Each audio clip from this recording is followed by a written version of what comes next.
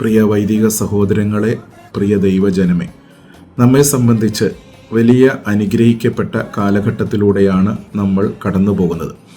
ധന്യന്മാർ ഇവാനിയോസ് പിതാവിൻ്റെ ദീർഘവീക്ഷണത്താലും പ്രാർത്ഥനയാലും ദൈവം ഒരുക്കിയ കൃപയാലും ഒരു സഭയായി കർത്താവിനെ നമ്മൾ ആരാധിക്കുന്നു, മഹത്വപ്പെടുത്തുന്നു. ആ സഭയിലെ അംഗങ്ങളായി ലോകത്തിന് നമ്മൾ വലിയ മാതൃക കാണിച്ചു കൊടുത്തുകൊണ്ട് ജീവിക്കുന്നു. ഇത് കർത്താവ് നൽകിയ ഒരു വലിയ വരമാണ്. തൻ്റെ പ്രിയ പിതാവിലൂടെ നമുക്ക് ലഭിച്ചിട്ടുള്ള അനുഗ്രഹവും കൂടിയാണ്. ആയതിനാൽ അതിന് നന്ദി പറയുമ്പോൾ തീർച്ചയായിട്ടും ലോകത്തിന് ഒരു വലിയ സാക്ഷ്യമാണ് നമ്മൾ നൽകുന്നത്.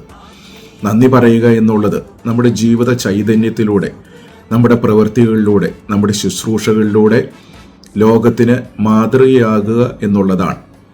നമ്മൾ ജനിച്ച ഭവനത്തിൽ നിന്ന് ഇപ്പോൾ വളരെയധികം അകലെയാണ്. പക്ഷേ ഇവിടെ നമ്മൾ ഒരുമിച്ച് ചേർന്ന് ദൈവത്തെ മഹത്വപ്പെടുത്തുന്നു, ആരാധിക്കുന്നു. നമുക്ക് ലഭിച്ചിട്ടുള്ള വിശ്വാസത്തിൽ നമ്മൾ നിരന്തരം ശക്തിയോടുകൂടെ മുന്നേറുന്നു.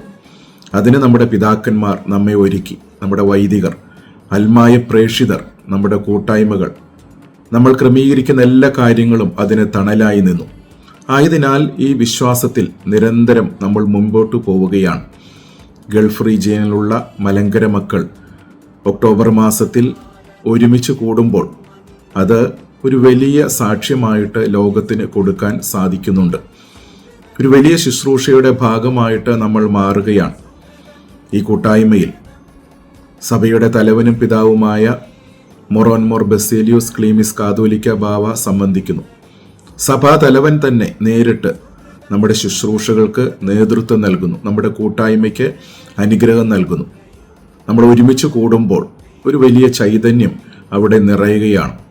മാത്രമല്ല, ലോകത്തിൽ ഈശോയെ കാണിച്ചു കൊടുക്കുന്നതിന് വേണ്ടി നമ്മൾ നിരന്തരം ഒരുങ്ങിക്കൊണ്ടിരിക്കുന്നു എന്നതിൻ്റെ തെളിവാണ്. ഈ സഭയിലൂടെ എത്രയോ അനുഗ്രഹങ്ങൾ നമുക്ക് ലഭിച്ചു. നമ്മുടെ കുഞ്ഞുങ്ങളെ നമ്മൾ ഒരുക്കി. നമുക്ക് ആവശ്യമായിട്ടുള്ളതെല്ലാം ദൈവം നമുക്ക് നൽകി. ഈ വിശ്വാസത്തിൽ നമ്മൾ നിരന്തരം മുന്നേറുകയാണ്.